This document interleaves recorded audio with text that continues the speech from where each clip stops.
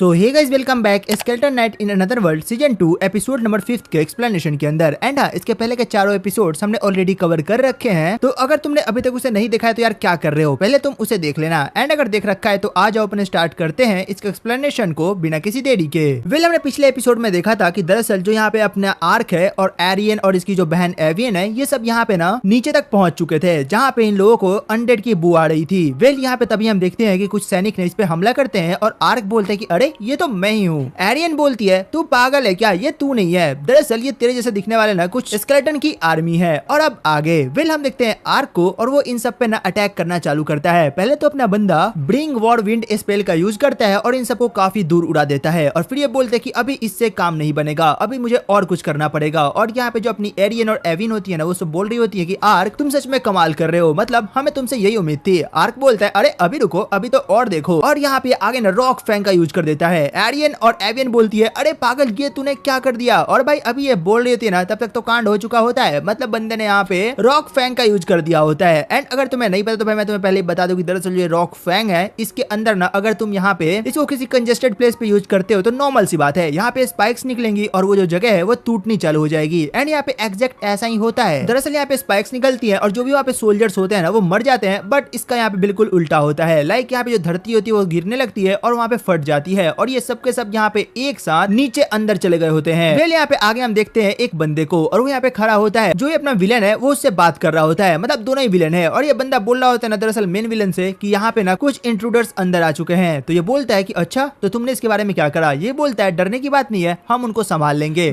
आगे हम देखते हैं एरियन को, और उसको यहाँ पे ना किसी ने रस्सी में लटका रखा होता है, और वो कोई और नहीं बल्कि अपनी चियोमे होती है। और यहाँ पे चियोमे बोलती है कि आप ठीक तो हो ना। एरियन बोलती है चियोमे तुम यहाँ पे क्या कर रही हो। एंड इनके साथ यहाँ पे पोंटा भी होता है। लोग यहाँ पे नीचे आके बैठ जाते हैं, और चियोमे इसको बताती है कि दरअसल मुझे भी यहाँ पे पता चला था कि कुछ लोग यहाँ पे ये सब काम कर रहे हैं, तो मैं भी बस इन्वेस्टिगेशन करने आई हुई थी, और तभी मुझे आप लोगों की आवाज सुनाई दी और फिर मैं यहाँ पे आ गई। ये बोलती है ओह चलो ये काफी अच्छा हुआ कि तुम काफी टाइम पे आ गई। और फिर ये अपनी एरियन होती है, बोलती है पोंटा से कि पोंटा तुम्हें क्या यहाँ पे आर्क और मेरी बहन की बू आ रही है। पोंटा ट्राई करता है बट इसे कुछ भी समझ नहीं आता है, और फिर ये बोलती है मैं भी पागल हूँ, मैं भी किन लोगों की टेंशन ले रही हूँ, मतलब आर्क और यहाँ पे मेरी बहन एविन को कुछ हो सकता है क्या। यहाँ पे आगे हम देखते हैं आर्क और उसकी बहन एविन को, और आर्क बैठा हुआ होता है। एविन बोलती है तुम सच में पागल हो, मतलब इतनी छोटी जगह में ये स्पेल यूज कौन करता है। ये बोलता है मेरे से गलती हो गई, मुझे यहाँ पे एरियन एक बार मना करा था बट मैं भूल गया, तो मुझे माफ करना। ये बोलती है कोई बात नहीं, बट खैर चलो हम आगे चलते हैं। और यहाँ पे जो अपनी एविन होती है ना, वो अभी भी उन्हीं सोल्जर्स के बारे में सोच रही थी कि आखिरकार यहाँ पे जो अनडेड की आर्मी है वो यहाँ पे आई तो आई कैसे, और वो यहाँ पे इतने नीचे कर क्या रही है। खैर यहाँ पे लोग बोलते हैं तो हमें यहाँ पे ना इन्वेस्टिगेशन करना चाहिए, और लोग आगे बढ़ना चालू होते हैं, और लोग आगे जा रहे होते हैं ना, तभी यहाँ पे जो एविन होती है वो यहाँ पे आर्क से बातें करना चालू करती है, मतलब एरियन को लेके, क्योंकि आर्क इससे पूछ रहा था कि क्या लगता है एरियन सही होगी। एविन बोलते कि हाँ बिल्कुल, वो बिल्कुल सही होगी, वो मेरी बहन है और आफ्टर ऑल उसे मैंने ट्रेन करा है, तो मुझे उस पर बिल्कुल भी शक नहीं है। आर्क बोलता है कि ओ बट उस दिन जो फाइट हो रही थी उसमें तो वो आपसे हार रही थी। ये बोलती है ना कि नहीं ऐसा नहीं है, वो बस तुम्हें वैसा दिख रहा था, वो दरअसल अपने बेसिक्स पे कायम थी, तो वो मेरे से काफी आसानी से हार जा रही थी क्योंकि मैं उसके मूव्स को ना पढ़ पा रही थी, क्योंकि तुम खुद सोचो उसको मैंने ट्रेन करा है, तो इतना तो समझ ही पा रहे होगे तुम कि मैं क्या कहना चाहती हूँ। आर्क बोलता है कि हाँ मैं समझ गया, और लोग यहाँ पे बात करते हुए आगे बढ़ रहे होते हैं, तभी एरियन अचानक से रुक जाती है क्योंकि उसे यहाँ पे ना कुछ मिलता है, एक पत्थर जैसा, वो उसे उठाती है, और अपना आर्क बोलता है कि क्या हुआ, आप रुक क्यों गई। इधर हम दूसरी तरफ देखते हैं अपनी एरियन और यहाँ पे चियोमे को, और लोग यहाँ पे आगे जा रहे होते हैं, और यहाँ पे चियोमे बता रहे थे कि दरअसल जब मैं आप लोगों के साथ ना उन सबको निपटा के वहाँ से गई तो मुझे बहुत कुछ पता चला। चियोमे बताते कि दरअसल जो उडोलॉन था उसकी तरह यहाँ पे बहुत सारे लोग हैं जो कि यहाँ पे ह्यूमंस, इल्व्स और बीस्ट स्किन को यहाँ पे ना किडनैप करते हैं और उन सबको एक ही जगह पे इकट्ठा करते हैं। फिर अपने यहाँ पे एरियन बोलती है तो क्या बस तुम्हें इतना ही पता चला। ये बोलते कि हाँ, और यहाँ पे जो याकूफ है जिसने यहाँ पे लिजा सेंचुरी को बनाया था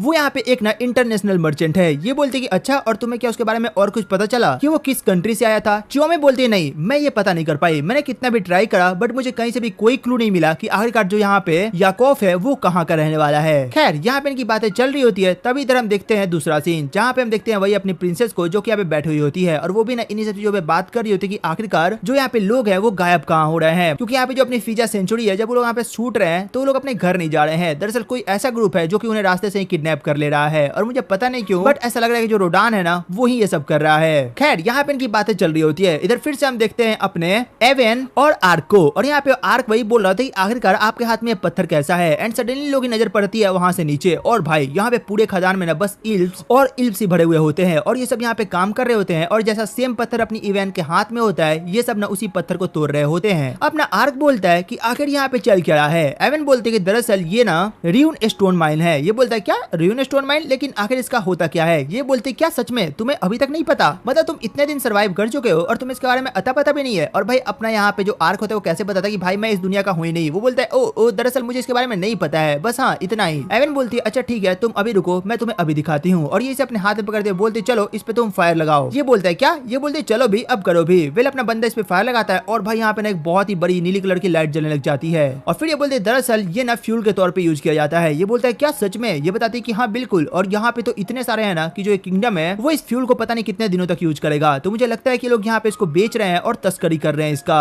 और तभी अपनी एवन की नजर पड़ती है उन्हीं दो कपल्स पे जिनको हमने पिछले एपिसोड में देखा था, जो अचानक से गायब हो गए थे, मतलब अपनी पाल्म और बार्ट पे। और यहाँ पे जो बार्ट होता है वो ना यहाँ पे पत्थर को तोड़ रहा होता है। तभी सडनली जो यहाँ पे पाल्म होती है वो यहाँ पे बार्ट को देख रही होती है और तभी यहाँ पे एक बंदा नीचे गिर जाता है। तो जो यहाँ पे सोल्जर्स होते हैं ना वो बोलते हैं ओए उठ जा, यहाँ पे सोने का टाइम नहीं है, और उसे आगे ना कोड़े मारना चालू करते हैं। और वो बंदा बेचारा फिर से उठ के ना काम करने लगता है। तभी यहाँ पे जो खदान होता है ना भाई ऊपर से टूट जाती है और इनके ऊपर गिर जाती है। वहां से सब लोग तो भाग जाते हैं, बट जो अपना बार्ट होता है उसी के अंदर फंस के रह जाता है। और यहाँ पे एक सैनिक आता है और बोलता है ओहो देखो तो सही ये कितना नया माल था और ये आज ही यहाँ पे चोट लग गया, मैं इसे ऐसे छोड़ भी नहीं सकता मरने के लिए, क्योंकि इसके अंदर अभी बहुत जान बाकी है। एक काम करो इसे यहाँ पे लेबोरेटरी के अंदर लेके जाओ। और यहाँ पे आर्क बोलता है कि आखिरकार ये लेबोरेटरी क्या है और यहाँ पे किसकी बात कर रहा है। और इधर अपनी पाल्म को, और भाई वो बहुत रो रही होती है बार्ट के लिए, मतलब भाई उससे प्यार करती है तो नॉर्मल सी बात है उसको टेंशन तो होगी ही। बट ये लोग यहाँ पे पाल्म को पकड़ लेते हैं और यहाँ पे जो अपना बार्ट होता है ना इसको घसीटते हुए लेके जा रहे होते हैं। अपना आर्क बोलता है कि हमारे पास बस एक ही ऑप्शन है और वो ये है कि हम यहाँ पे लेबोरेटरी का पता करें कि ये लोग किस लेबोरेटरी की बात कर रहे हैं। आगे सीन शिफ्ट होता है और हम देखते लोग फाइनली पहुंच चुके होते हैं लेबोरेटरी के पास। और भाई यहाँ का जो सीन होता है वो बहुत ही गजब का होता है। यहाँ पे बहुत सारे वैसे ही लाश है, आई मीन लोग रखे हुए होते हैं और ये लोग बोलते हैं कि आखिरकार ये सब लाश है या फिर जिंदा लोग हैं। और अभी इनकी बात चल रही होती है तभी पीछे से ना अपनी एरियन और चियो में आ चुके होते हैं और उनके साथ पोंटा भी होता है। ये लोग यहाँ पे एक दूसरे से मिलते हैं और फाइनली लोग वहाँ पे पहुंच चुके होते हैं उन सबको देखने के लिए। और यहाँ पे बार्ट भी सोया हुआ होता है और उसके अंदर अभी भी जान बची हुई होती है। अपना आर्क बिल्कुल भी देरी नहीं करता है और वो यहाँ पे ना अपनी हीलिंग मैजिक को चालू करता है और लिटरली भाई वो इस बार एक ही साथ सबको हील कर रहा होता है। और ये देख के जो अपनी एवन होती है वो तो शॉक्ड हो जाती है कि भाई ये बंदा क्या क्या कर सकता है। चियो में बोलते कि दरअसल जो आर्क समय है ना वो कुछ भी कर सकते हैं, तो अगर आपके साथ आर्क समय है तो आपको यहाँ पे ना बिल्कुल भी डरने की जरूरत नहीं है। खैर एट दिन हम देखते हैं जो यहाँ पे जितने भी लोग होते हैं जिनको चोट लगी हुई होती है वो सब आराम से खड़े हो गए होते हैं। बट यहाँ पे अब इनकी बात चल रही होती है कि आखिरकार उन्हें कैसे ट्रिक करा गया और यहाँ पे लेके आके काम कराया गया। और ये सब का सब यहाँ पे ना फ्रीजा के हस्बैंड का किया धरा है, यानी कि अपने याकॉफ का किया धरा है। और तभी याकॉफ पीछे से बोलता है हाँ बिल्कुल ये सब मेरा ही किया धरा है। और हम देखते हैं भाई यहाँ पे जो लोग मरे हुए होते हैं वो अचानक से खड़े हो जाते हैं और अजीब तरीके से चलने लगते हैं। और ये बोलते हैं कि दरअसल यही वो अनडेड है जो कि हम सब पे अटैक करते हैं। और अपना बंदा समझता है कि ओ इसका मतलब जो एपिसोड के स्टार्टिंग में हम पे हमला किया गया था वो भी यही थे। तभी अपना याकॉफ बोलता है तुम लोग को पता चल चुका है ना, तो मुझे तुम लोगों को खत्म करना होगा क्योंकि जो मेरा मालिक है वो तुम लोग को ऐसे जिंदा नहीं जाने दे सकता। और अपना याक बोलता है ना अच्छा तो तुम्हारा मालिक कौन है? याकॉफ बोलता है वो मैं तुम्हें नहीं बता सकता क्योंकि तुम लोग उसके वर्दी नहीं हो। और ये बोलता है अब बस तुम लोग देखो कि जो मेरे लीडर हैं उनकी ताकत क्या है। और यहाँ पे ना एक लॉकेट तरीके कुछ निकालता है और ना इन सबको ऑर्डर करता है कि इस सब पे अटैक करना चालू करो। और जो भी यहाँ पे अनडेड आर्मी होती है ना वो सब यहाँ पे अपने आर्क वगैरह पे अटैक करना चालू कर देती है। जिसके बाद जो अपना आर्क की टीम होती है ना वो सब इन अनडेड से फाइट करती है और इन सबको यहीं पे खत्म कर देती है, मतलब इन सबको रेस्ट इन पीस कर देती है। याकॉफ बोलता है तुम इतने से ही मत खुश हो, अभी बहुत कुछ है जो कि बाकी है, मैंने अपना मेन चीज तो यूज नहीं करा। और यहाँ पे ना एक गुलाम को ऑर्डर करता है ये सब करने के लिए। और यहाँ पे बोलते कि आखिरकार तू ये सब क्यों कर रहा है और तुझे सब करने से क्या मिलेगा। याकॉफ बताता है कि दरअसल जो मेरे मास्टर है ना उन्होंने मुझे ये सब करने को कहा था क्योंकि जो फ्रीजा है उनके पास ये जो खजान है ना वो बहुत पहले से ही है और वो लोग इसी के लिए ना यहाँ पे बाहर के दुनिया से ज्यादा बातचीत नहीं बढ़ाया करते थे। बट मैंने वहाँ पे एंट्री ली और उसका ट्रस्ट जीता और धीरे धीरे उसके करीब गया, फिर उसकी पूरी फैमिली को मरवा दी और उससे शादी करा क्योंकि फ्रीजा बहुत ही मामूली सी लड़की थी तो उसने मेरे पे विश्वास कर लिया। और एक दिन जब वो यहाँ पे नीचे आई थी ना तो मैंने चुपचाप से उसका पीछा करा और मुझे इसके बारे में पता चल गया। ये लोग बोले तू सच में कितना बड़ा कमीना है, लाइक तो कितना गिर सकता है, ये हमें अब पता चला। बट खैर हम देखते हैं यहाँ पे जो गुलाम होता है ना वो अपीयर होने वाला होता है और जो पूरी यहाँ की धरती होती है वो हिलनी चालू हो चुकी होती है। आर्क बोलता है तुम लोग जल्दी से करो